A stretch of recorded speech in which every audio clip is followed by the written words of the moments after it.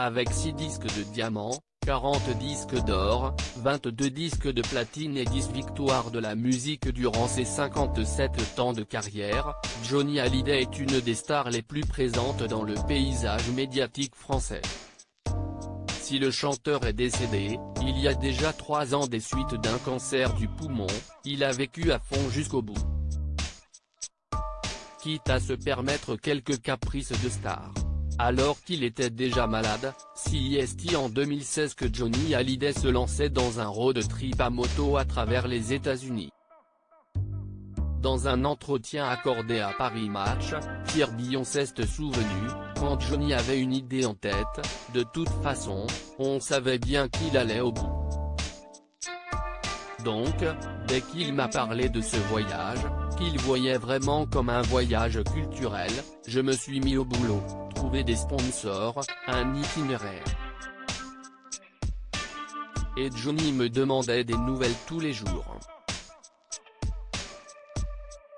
Je savais que c'était vraiment important pour lui. Afin que tout soit parfait, le chanteur souhaitait plus que tout que la marque Harley-Davidson soit partenaire de ce road trip. Cependant, l'auteur-compositeur révèle que la marque avait refusé, estimant que l'image de Johnny Hallyday ne correspondait plus avec celle de la marque.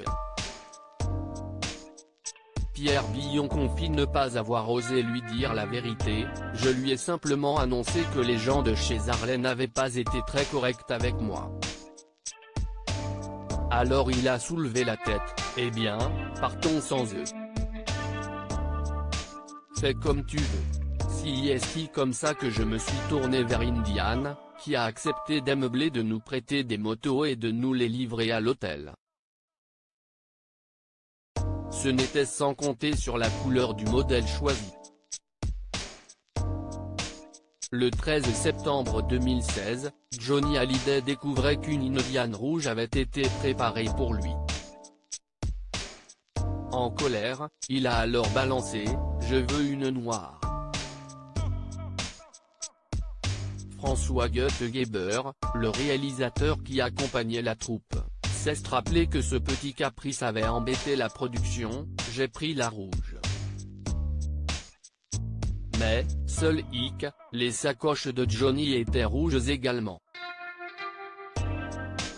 Il a fallu les peindre en noir en catastrophe. Sinon, il ne partait pas à point un road trip auquel le chanteur tenait beaucoup entouré de ses amis motards. Johnny Hallyday parcourait plus de 500 km par jour.